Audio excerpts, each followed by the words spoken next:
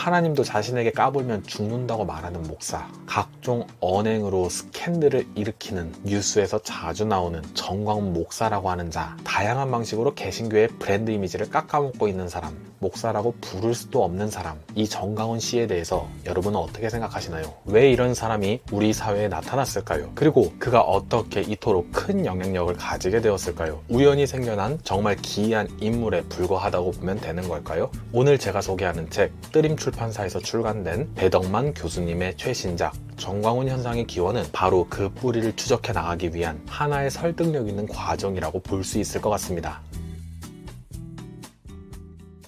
안녕하세요, 베블리오 테카입니다. 저는 처음에는 무심코 이 책이 전광훈이라는 사람의 기이한 행동을 낱낱이 파헤치고 분석하는 책이구나 생각했습니다. 그런데 그것만이 아니더라고요. 분명히 정광훈이라는 인물에 대한 이야기와 정보들을 담고 있지만 그것을 인물에 대한 분석에 앞서서 이 인물이 태어난 토양을 살핌으로써 이 책에서 다루는 모든 내용들이 정광훈이라는 인물을 유기적으로 낳게 한 부정적 열매처럼 나타나고 있음을 보게 하는 책이더라고요. 그러니까 저자 배덕만 교수님은 전광훈이라는 한 개인을 넘어 그가 등장하고 자리 잡게 된 역사적 사회적 배경과 한국 개신교의 토양을 탐구하려는 것이었습니다. 즉 이 책은 전광훈이라는 인물을 단지 역사 속에서 우연히 나타난 한 개인이 아니라 한국 개신교 역사가 만들어낸 하나의 결과물일 수 있다는 그런 하나의 가설을 여러 근거들을 바탕으로 해서 마주하게 하려는 책이었던 것입니다.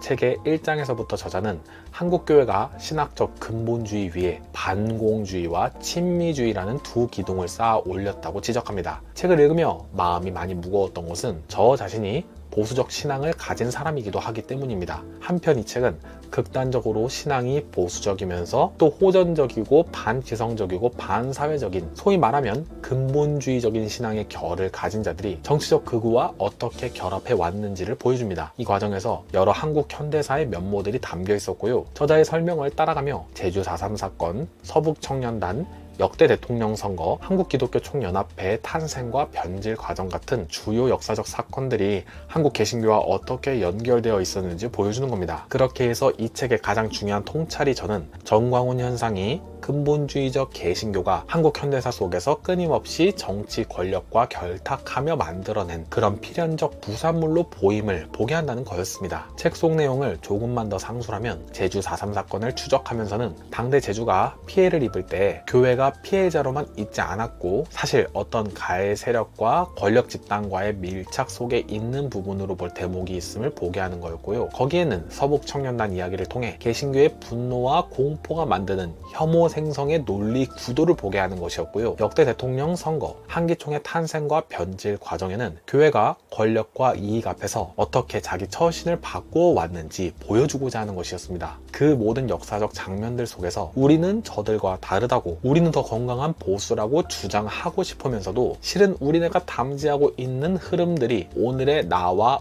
우리와 완전히 무관하지 않을 수 있다는 것, 그리고 만약 이러한 반성이 깊이 있게 숙고되지 않으면 정광훈은 그저 하나의 괴짜 목사일 뿐 아니라 한국교회와 사회에서 또다시 언제든 계속해서 생성될 수 있는 것이란 점이 제게 섬뜩하게 느껴지기도 하였던 것이었습니다. 이 책을 읽으면서 저는 작년에 출간되어 리뷰했던 책 팀 엘버타의 나라 권력 영광을 떠올리기도 했는데요. 이 책은 미국 개신교와 정치적 극우가 결탁하는 과정을 그려낸 책으로서요. 오늘 살피고 있는 한국 개신교와 극우 사이의 관계를 다룬다는 점에서 비슷한 부분이 있는 것이지요. 이 책 리뷰는 채널 초기 영상이라 여러 면에서 부족함이 있을 수 있음을 양해 바랍니다. 다만 궁금하신 분들이 참조하실 수 있도록 링크 달아두겠습니다. 이렇듯 이런 책들을 통해서 우리는 우리 주변부의 세계가 얼마나 쉽게 이런 극단의 길로 흘러들 수도 있는지 그런 경고를 받게 되는 시간으로 삼을 수 있게 됩니다.